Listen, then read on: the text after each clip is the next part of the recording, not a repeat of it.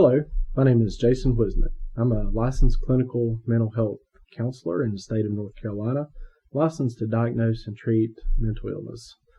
Today I'm going to be talking to you about stress, anxiety, and how to deal with stress and anxiety that may come up in your life. Did you know that everyone does experience stress? It's a natural part of life. It helps keep you on your toes. It helps you stay focused on what you're doing. Sometimes that stress can be a little too much. And so that's the focus of today's message is coping skills. How do we, in fact, help deal with stress and anxiety in our life? But you know, we've all been there. Children, teens, adults, even our pets can get stressed out. Kids experience a vast array of feelings just like adults do. They can feel bored. They can feel anxious, sad, scared, disappointed, embarrassed, just to name a few. While most of us experience any number of emotions from day to day, we are not necessarily taught how to deal with those emotions or how to cope with them. And some of you may be asking, what is the difference between stress and anxiety? You hear those words a lot today in mainstream life. Well, both stress and anxiety are emotional responses. This is how your body reacts when something is happening to it that you may not understand, or maybe that you do understand, but your body's having a response to it. Stress is typically caused by something that happens externally. That's something happening in your life. The trigger can be short-term, such as homework deadline, or vacation with your family, or something that may last a little longer, like being really sick, or having a family member that is sick. People under stress, they do experience mental and physical symptoms. It's how your body feels, such as irritability, anger, being tired. Sometimes your muscles hurt. You can have trouble with your digestive system, and it can also cause difficulty in trying to get a good night's sleep. It can put a strain on your relationships with your family, with your teachers, and with your friends. So, let's do a little experiment right now. I want you to imagine that you submitted a speech for an assignment in class, and that speech was really good. The teacher thought it was so good, it's been selected to be read in front of the entire school. You have to go on stage with your speech to read it. Your entire student body is seated in the auditorium, and all eyes are on you. They're waiting to hear how great your speech is going to be, and you walk up to the podium, eyes open, looking out along all the crowd. That feeling that you're feeling right now, putting yourself in that place. How's it going? You're there in the moment.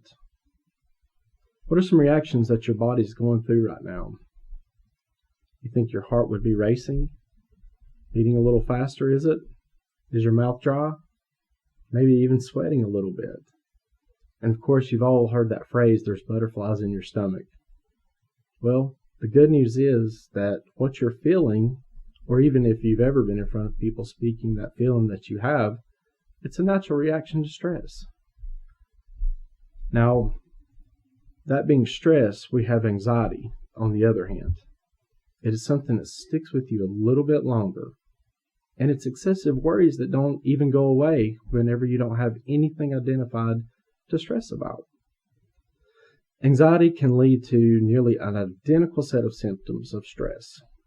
Trouble sleeping, difficulty concentrating, being tired a lot. Your muscles get tense, and you can also be pretty irritable about it as well.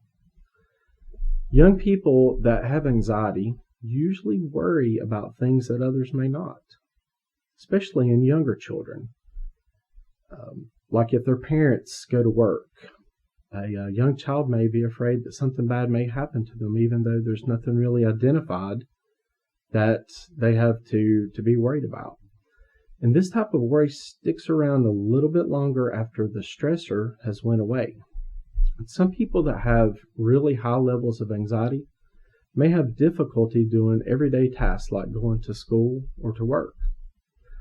But everyone can learn skills to manage their emotions in a healthy way. It's important to learn about coping skills that can help you face your fears, can help calm yourself down, it can even help cheer yourself up. Do you know that children, teens, and adults that have difficulty managing their stress and anxiety, they can act out at school and at home? Teens and adults can turn to drugs and alcohol as a way to try to escape the stresses of everyday life. Before we talk about positive coping skills, I want to mention a coping mechanism that isn't necessarily healthy. Teens and young adults who lack healthy coping skills may also turn to avoidance coping. What do you think avoidance coping is?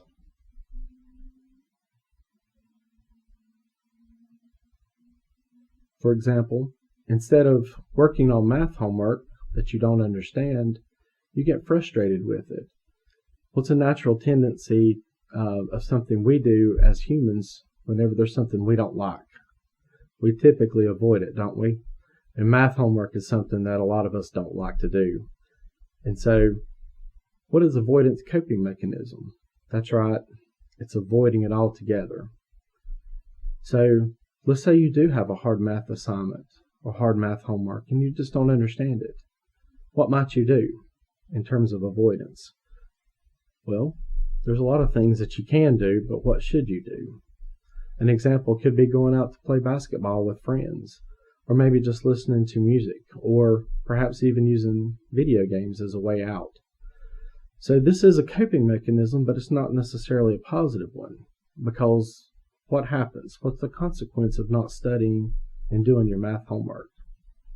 That's right, probably make the problem that much worse, because you know that math homework isn't going to do itself as much as we'd like for it to. These teens that are likely to fall further behind in school because they didn't take the steps to learn how to cope with the anxiety and the frustration they experience when trying to do the work.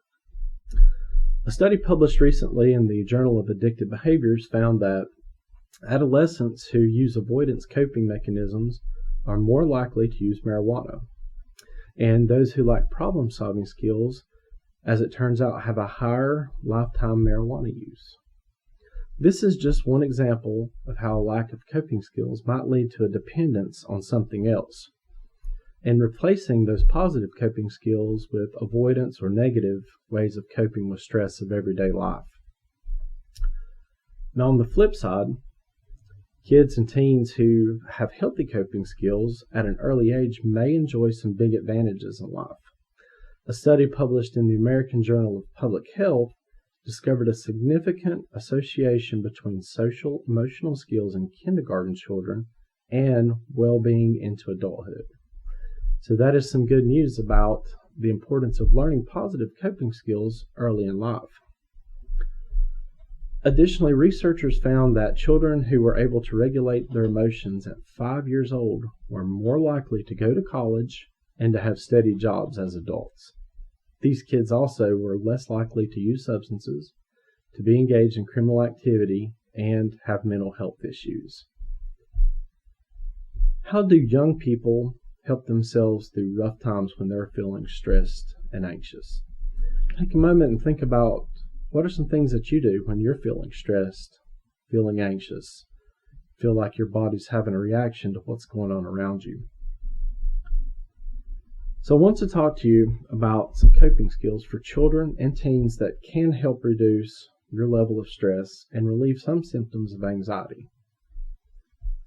First, one of the best and easiest things you can do is breathe.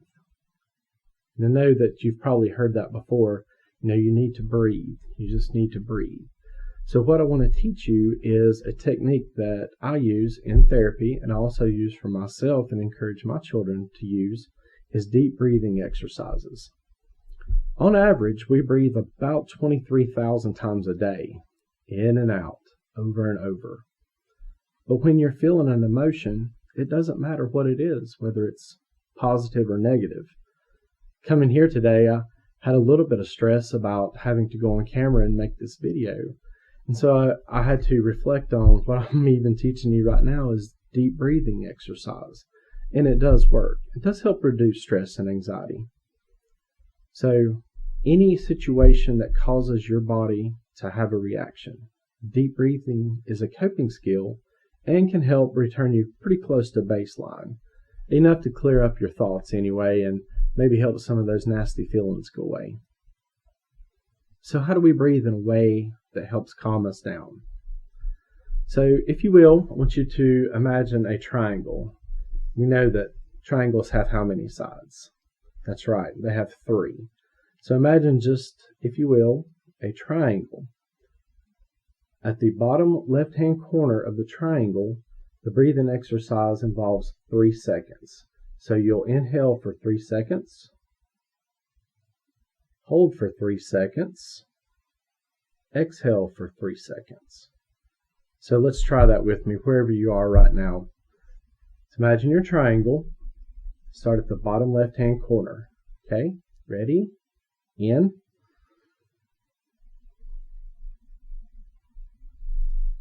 Exhale. Again.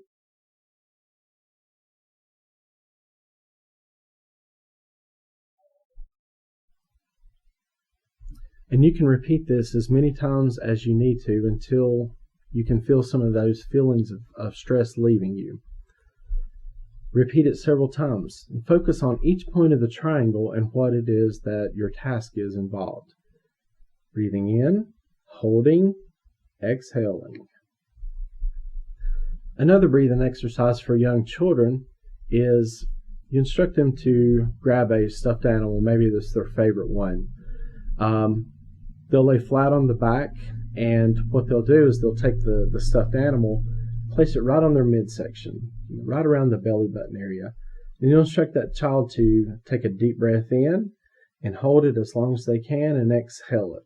We don't want this to be a bumpy, wild ride for the animal, okay? So it's important to instruct the child and you children listening at home that when you breathe in, that it's nice and slow. Then you're exhaling nice and slow. And again, you can do this as many times as you can. A side note is that you know you're breathing in deep enough whenever you look down and you're able to see that the animal's high enough that you can see its paws. Blowing into a pinwheel, using bubbles, or even a feather can be instructional ways and things that you can use if you're teaching young people how to do deep breathing exercises. Of course, a pinwheel requires a lot of wind if you're going to blow it, as well as bubbles. Bubbles are a fun trick to do at home or outside, rather, whenever you're trying to teach deep breathing exercises. Another great way for children to relieve stress and anxiety is participate in exercise. Exercise is great for people of all ages, really. Exercise is a great way for kids to get rid of their energy, especially when they're nervous, and it also boosts their mood. When you're exercising, releases serotonin into your system, really helps to level out all those nasty feelings that a person may be feeling. Strength building exercises for teens and even adults is great.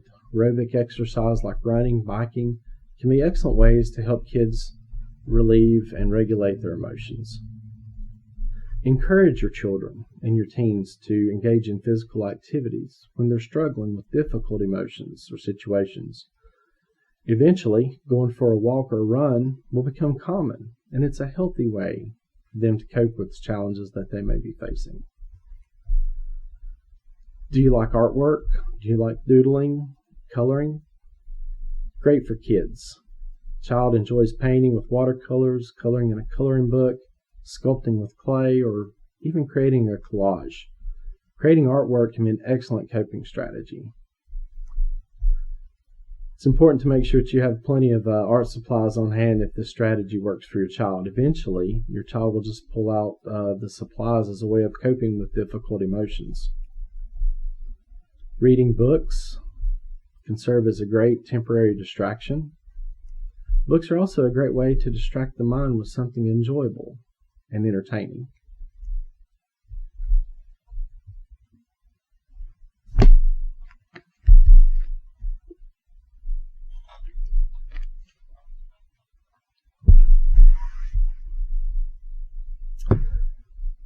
Playing a game.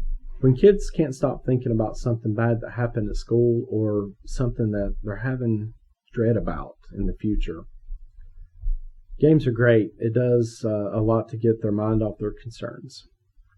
So whether you're playing a board game or kicking around a ball outside, do something that can help activate the change channels in the brain. Then they'll be able to think about other things rather than dwell on all these things that are making them feel bad. Yoga.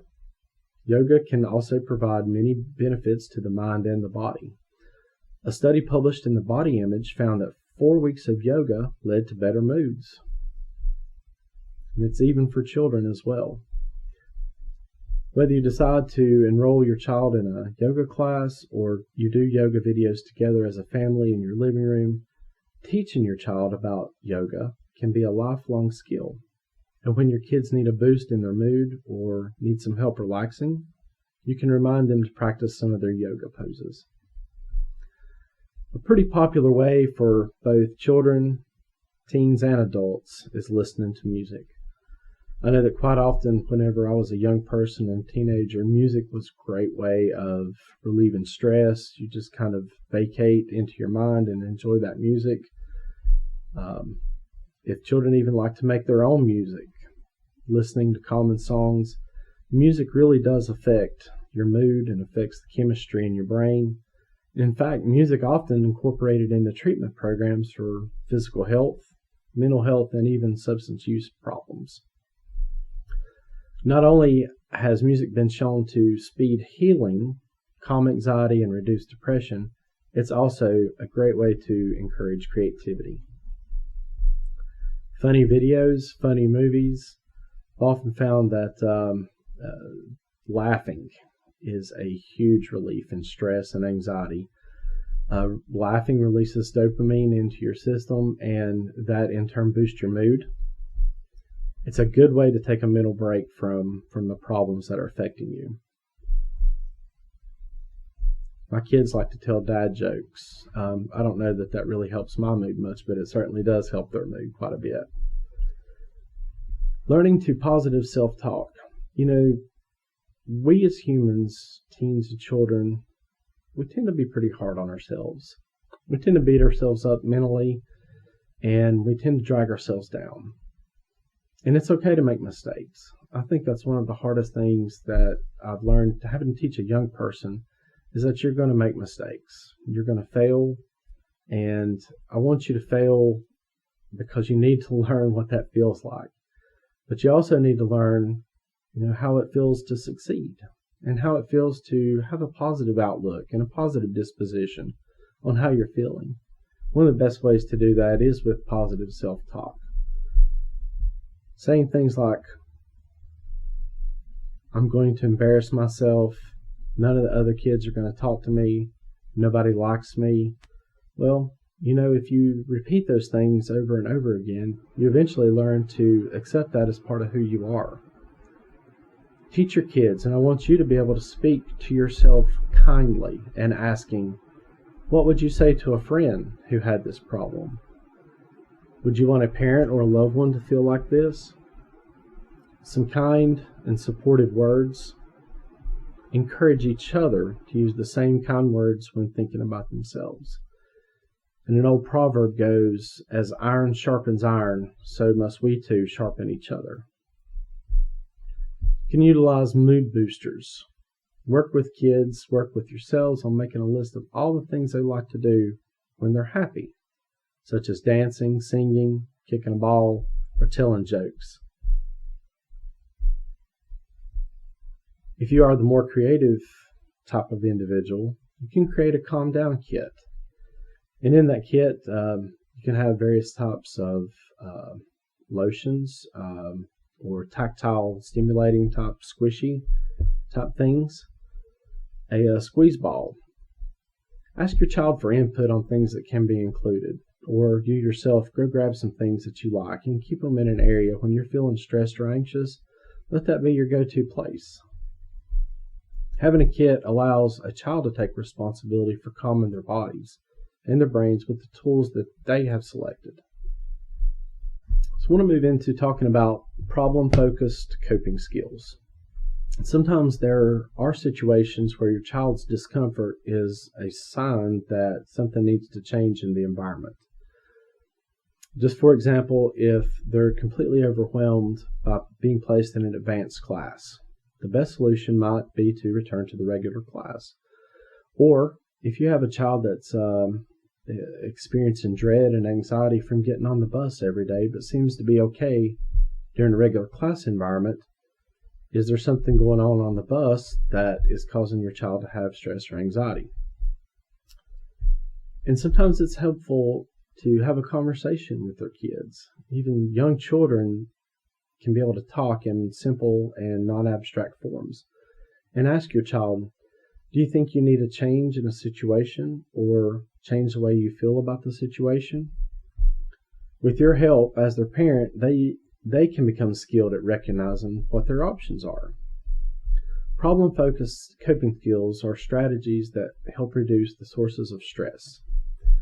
And here are just a few of those. Number one, and the easiest one to think about, is ask for help. When your child is struggling with something, ask, who can help you with this? Help the kids recognize that there are likely many people who could assist them. For instance, a homework issue may be better resolved by calling a friend or asking another parent. And if it's anything dealing with math, then my wife is certainly the one to ask about that, not me. See if your child can name at least a few people who could help. Kids know that it's okay to ask for help, and they feel empowered in doing so. They know that they don't need to know everything on their own, and they don't need to know everything right now at this moment. But it is part of the process of learning and the journey of how to get from point A to point B. I want you to always encourage your kids to ask for help when they are struggling. It is a life skill that they will use for the rest of their life. And as children move into their adolescent and into teen years, open lines of communication is so very important for parents and relatives to make themselves available when they need to talk. Engage in problem solving. There are many ways to solve a problem. And sometimes, though, kids do in fact feel stuck. They don't recognize the action that they could take. Now, when your child is struggling with a problem, whether they don't know what to wear to the dance or they keep forgetting to do their chores, sit down and problem solve together.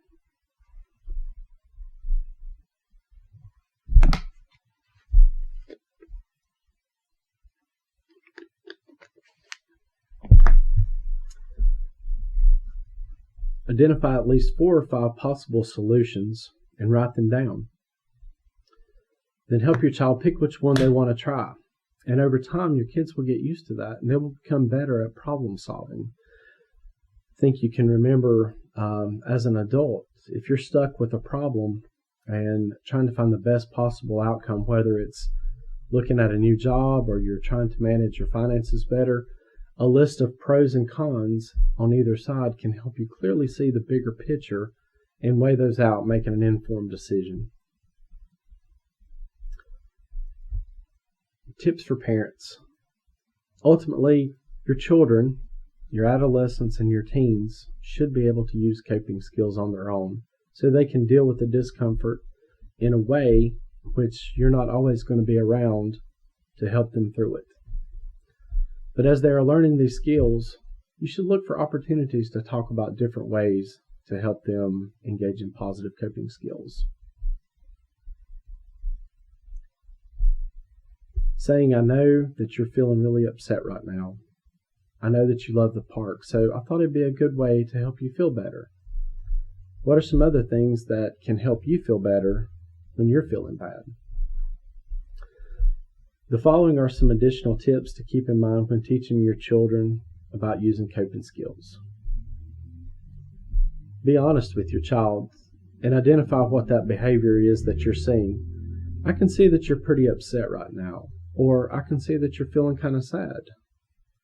Seems like you're a little frustrated right now with what's going on. Is there anything that I can do to help you through this? It's quite different. Don't do their math homework for them, rather guide them through the process. Because inevitably, if you continue to do for your children and adolescents and teens, and you have others doing for you as an adult, you don't want to create yourself as an enabler in the process.